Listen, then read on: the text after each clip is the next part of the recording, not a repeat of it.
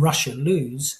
Because if Russia were to lose in a grand strategic sense, then America's gaze and vision would be on China. So you would potentially be worried if you were a Chinese geostrategist about the success of this operation and how the American combat power and capability across all the sort of joint domains, as Dan Kane said, was employed. But it was only a tactical action, an extremely successful tactical action. And that doesn't mean that the day after scenarios are going to be good for the future. And that is the real trick if you've achieved strategic success ultimately in what happened in Venezuela over the weekend. Lifting it up a bit, you mentioned Venezuela. In the last 24 hours, we've had the U.S. Secretary of State for War, I can't believe I'm saying that, Pete Hegseth, turning around and in a press conference, he's been laughing at the ability of the combined Chinese and Russian air defense capability and almost poking at Vladimir Putin and saying how useless his capabilities were. And we've got a build-up for potentially U.S. forces, or there's rumours going around that they may be trying to capture a Shadow Fleet tanker that's off the west coast of Ireland in international waters at the moment. And Putin is getting concerned about the impact that everything is having on his ability to fund the war with his Shadow Fleet and Ukrainian success through 2025 and elsewhere.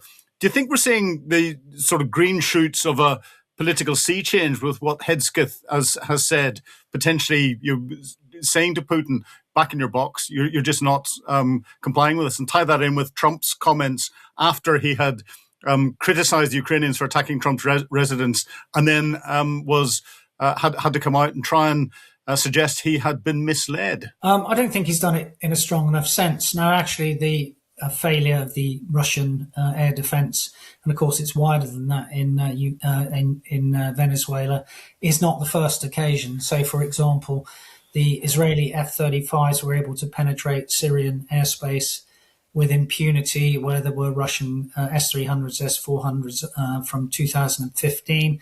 Now, part of the notion there is that they weren't switched on at all, and part of the reason for that, explanation for that, has been that they feared to be found out against Western technology. The second occasion of that, of course, was the escalation dominance of both Israel and America in the raids in June 25 into Iran.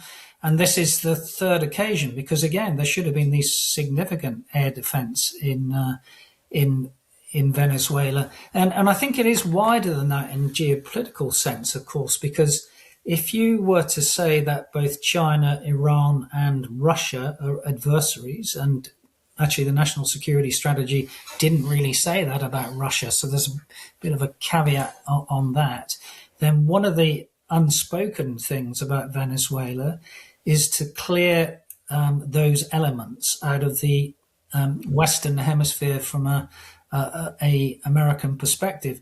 Even wider than that, I think the oil could be a bit of a red herring.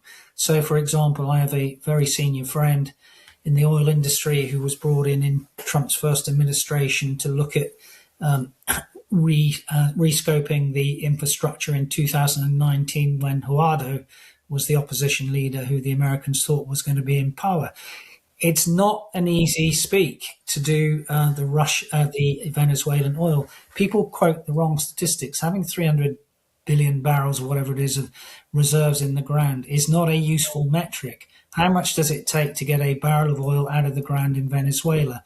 Well, it takes between $55 and $70 per barrel, because it is a very heavy crude, which you need the infrastructure to pipe a lighter dilutant south to mix with the very heavy crude to get it north. It is not an easy process, and if the infrastructure has been ruined during that period, no American oil company is going to rush in when there's already a glut in the global market. So let's put the oil aside for one of the aspects of this. And of course, if you have a glut of oil with more Venezuelan oil, the price will drop, and therefore your marginal value for money investment decisions are even broken. The second one is, what was the Chinese monopoly, particularly in Venezuela, on rare earth minerals. That could be one of the reasons. So, since the April 25, when the Chinese put a restriction on rare earth minerals from China, one of the strategic deficiencies of the Americans has been rare earth minerals. Venezuela could technically give them an in on that. And the third reason was there was manufacturing in Venezuela from Iranian Shahed drones. So all those from a Pentagon military strategic perspective give you a reason to go in. Now, I'm not saying that was the predominant reason because of the way that Trump works, but in terms of public messaging, it's easier to message about oil than some of those other things that I've mentioned. Interesting, you mentioned rare earth metals and China. Do you think China is trying to gain control as part of its the way it'll be forcing Russia to mortgage itself to get and continue to keep Chinese support? China's wresting control of the rare earth mineral mines and other natural resource mines and deposits that there are throughout parts of Russia. Well, China has said quite explicitly that it doesn't want to see Russia lose, because if Russia were to lose in a grand strategic sense, then America's gaze and vision would be on China. So you would potentially be worried if you were a Chinese geostrategist about the success of this operation and how the American combat power and capability across all the sort of joint domains, as Dan Kane said, was employed. But it was only a tactical action, an extremely successful tactical action. And that doesn't mean that the day after scenarios are going to be good for the future. And that is the real trick if you've achieved strategic success ultimately in what happened in Venezuela over the weekend. But if we look at things from Putin's perspective as to what's happening geopolitically around the world, he's lost his primary supporter in Venezuela, and it looks as if the pressure that'll come from Donald Trump, there will not be someone who will support Putin and support Xi Jinping staying in power, or they'll not do that overtly. Iran seems to be falling apart at the moment. Putin's lost his support in Syria. Is he becoming more and more isolated? And do you think Vladimir Putin will be getting concerned that his sphere of influence and the wider sphere of influence amongst the BRICS community is beginning to fall apart, and he's finding himself more and more on his own? And do you think that will force him to try and strengthen his ties more with China and North Korea? I don't think that would be proven yet because of the international reaction to what the Americans did. Although the international sphere has been under strain in the last few years, and the international rules-based order has been under strain, I think people will not necessarily, or will hedge their bets unless you absolutely need America as the indispensable nation.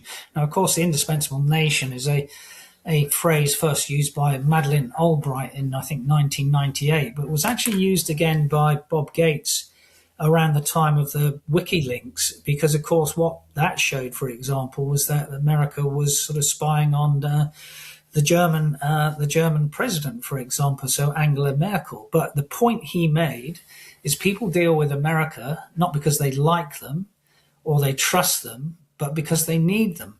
And that is going to be how the international relations will work here. What Trump has upended in a way is the sort of notion that might is right, and that power, military power and political power is the whole thing which influences this thing. I don't think that he has a Reagan Republican view of an ideal world where laissez-faire economics and free trade is the way to go. I think that he has redefined that, Trump, for America and the world in terms of what I would call commodity mercantilism. I think he sees Ukraine largely as a commodity. He doesn't really care about sovereignty and independence.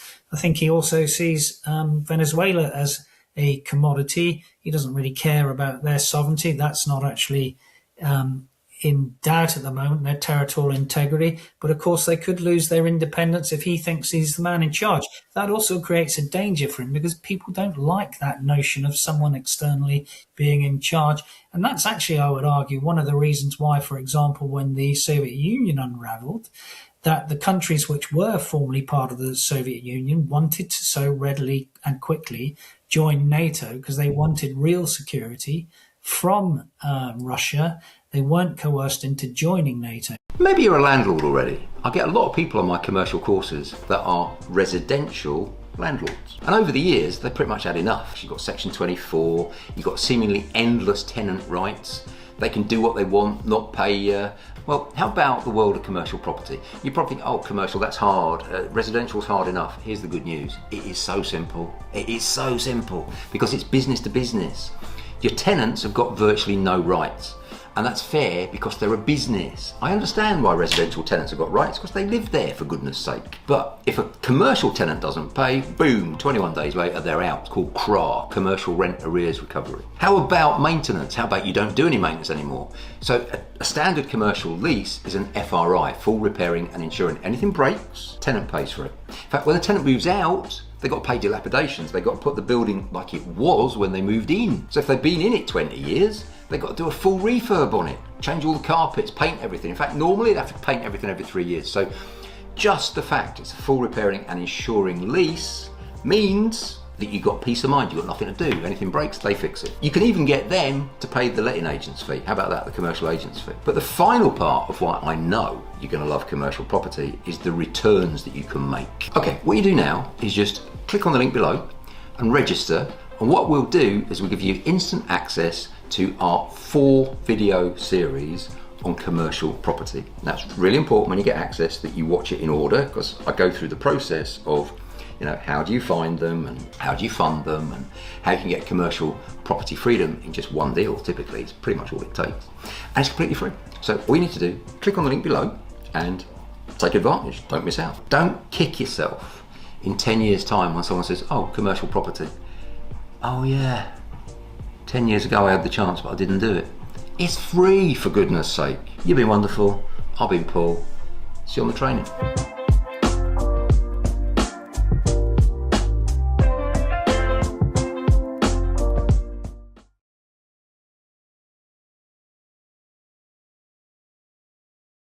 Let me let you in on a little secret here. All of these property gurus that you see online are talking complete Because let's say you want to start making 10K a month in passive income in the next 2 years, most of what you'll find promoted to you from online property gurus is completely misleading.